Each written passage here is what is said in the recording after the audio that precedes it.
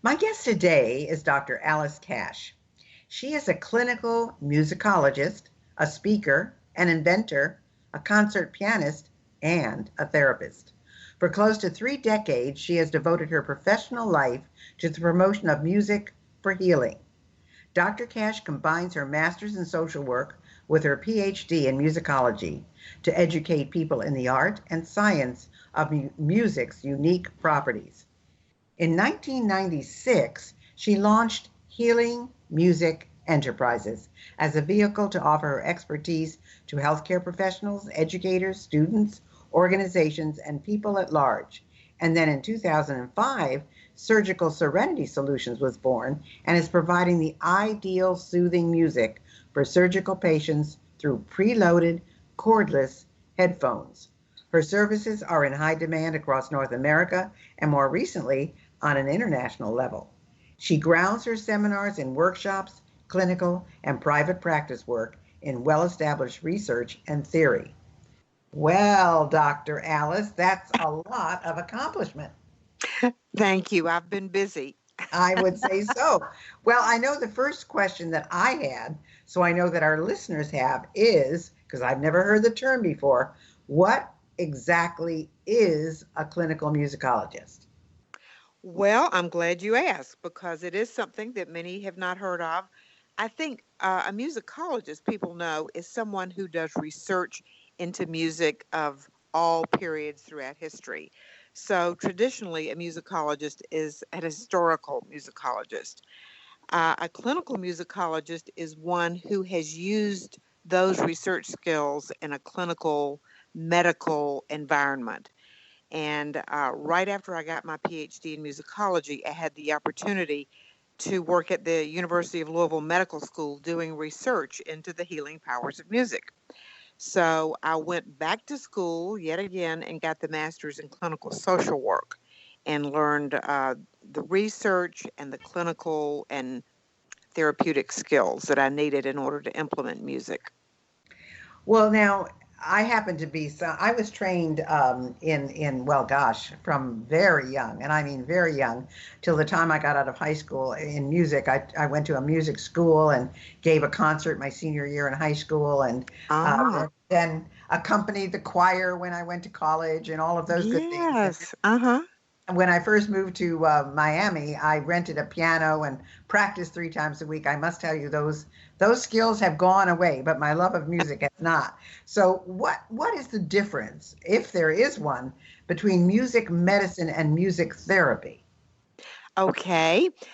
Music medicine is something that involves a clinician like myself and a musician like myself using music to help people with situations from Alzheimer's to depression to newborns, new mothers, things like that.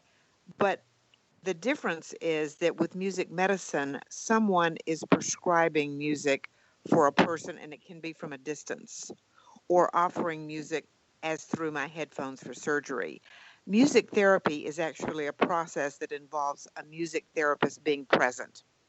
So, a music therapist works one on one with an individual and chooses music that's uniquely suitable for them based on their musical taste. They don't have to have any musical ability per se, but almost everybody loves some kind of music. So if they are in an unwell sort of situation, depressed, or they've been in a wreck, or they have Parkinson's or something, then a music therapist will go and work one on one with them. That's So, interesting. I mean, that's really amazing. I heard recently that music was a great benefit to Alzheimer patients. I was yes. really interested in that, and then I was thinking, I wonder if they recognize the music or they just like the sound, of that particular piece. So it's really interesting that I really didn't know this went on as much as it does. So how available is something like this?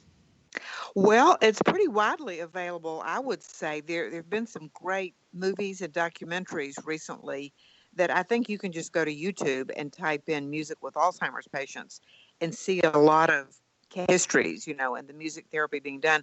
But here's the key to that, Gail. It's the music of that specific patient's courting years, which makes such an impact. What I learned when I was at the medical school from my boss, who was a psychiatrist, 75 years old, and he said, Alice, these are my peers that are coming down with Alzheimer's. I want you to find out exactly how music can help them. So what I discovered was music of your courting years is extra powerful because it's associated and mixed in with all of those hormones that are flowing anyway because you're in your adolescent age group. And then you've got the power of love associated with that specific music. So what we found out is that with Alzheimer's patients, many of the cognitive doors in the brain just kind of close and lock. But the door to music stays open to the very end. So, yes, the patient hears in the good old summertime or, one of the songs, in my case, the Beatles, Elvis Presley, or something like that. And all of a sudden they recognize it. It's not just that they like the sounds, they recognize it. And sometimes they start singing along. And people who don't talk at all anymore, they will start saying, that was my husband and my song. We danced to that. We were in Hawaii for that. They start just sort of coming back to life for about a 30-minute period after the music has been played. And it's just an amazing process to watch. So you find that most physicians and traditional medical professionals believe that music is important and contributes to healing? I think that, especially now with this geriatric age group, they definitely recognize that music is very powerful and important. And that's a lot of senior centers do have live, either pianists that come in, singers, big bands, rock and roll bands. As the baby boomers are aging, our music is also getting more and more recent. So the physicians definitely recognize this. And I think many, I mean, I hesitate to say younger physicians, but they are the ones that are getting more information now about mind body medicine. And they Wow, that's understand. great. Yeah. I Yeah. have to tell you that I don't think I have ever been, of course, I can't tell you that I've ever been depressed or in a situation where I need music as therapy, but I've Right. never been to a doctor, any kind of doctor, that has ever mentioned music in any way, shape, or form. I mean, I have to say that. Well, Uh, that's too bad. so that's amazing. Now, you created something called Surgical Serenity, and I think you got a patent on it. So tell us where it came from, and was getting a patent difficult, and what is Surgical Serenity, and how many hospitals are using it, all of those good data. Okay. Well, as I said, I started working at the University of Louisville Medical School in 1990. And originally, I was doing research on the music with Alzheimer's patients and toning, vocal toning, and chanting, and why people for millennia had reported that they felt better when they did chanting and singing. So during that period, I also began reading about music during surgery. And I read that music before surgery calmed patients down beautifully to the point where they didn't need anxiety medication. They really did not need to be given Valium or Xanax, which can be very addictive.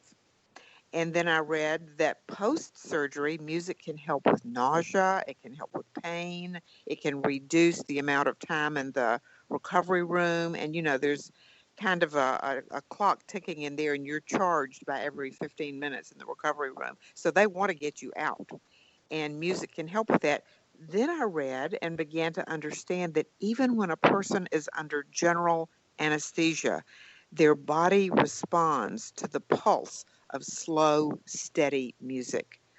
Just as when a person is in a coma, there sometimes if music is playing at the bedside, you'll see a toe moving in rhythm to the music that's playing, even though they can't speak or give any indication of awareness. So I started thinking, wow, what if we could create some headphones that were preloaded with the slow, steady, soothing music that would be ideal for a patient before, during, and after surgery. So in 2005, I went to this wonderful Cancun University that was sponsored by NSA, and I took the major in product innovation, not thinking particularly that music with surgery was going to be my product.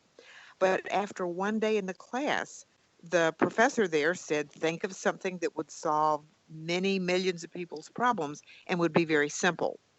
And he said, think of the man who invented the cardboard collar for hot coffee. That man is retired on a beach somewhere by now because everybody adopted that. Yeah. So my first thought was, what about some headphones that could be pre-programmed? Prior to that, I was thinking of making CDs that could be marketed to hospitals around the world.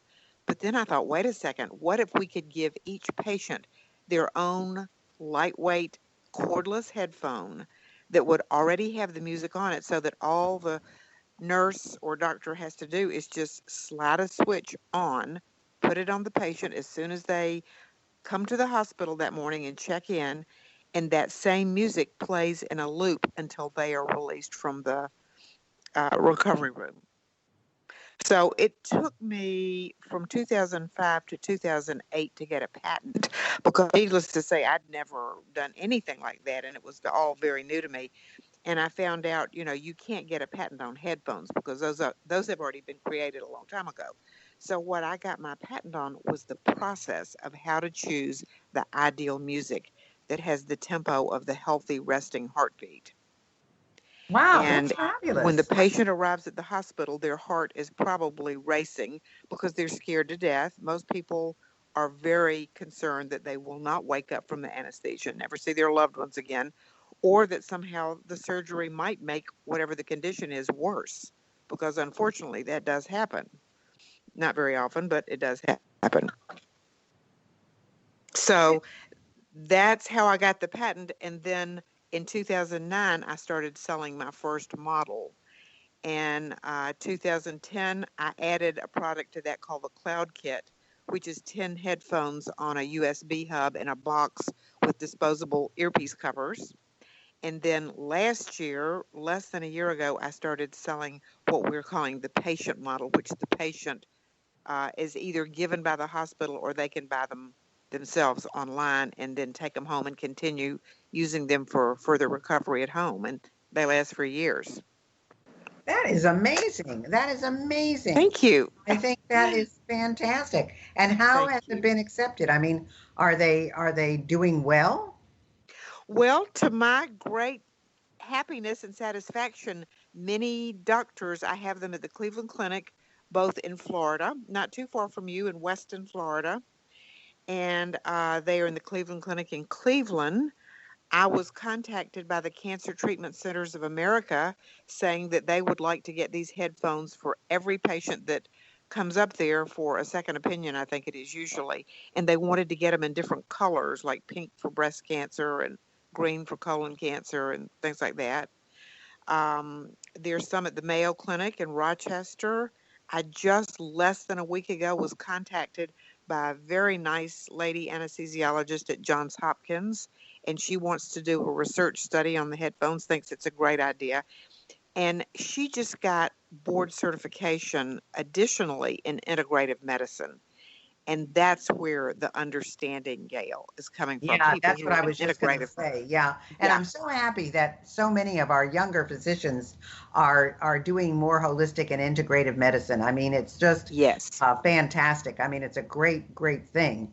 And I know Right. you also believe that music is a source of fountain of youth benefits that we call so call. And but give us an example from birth through childhood, young adulthood, middle age, golden years.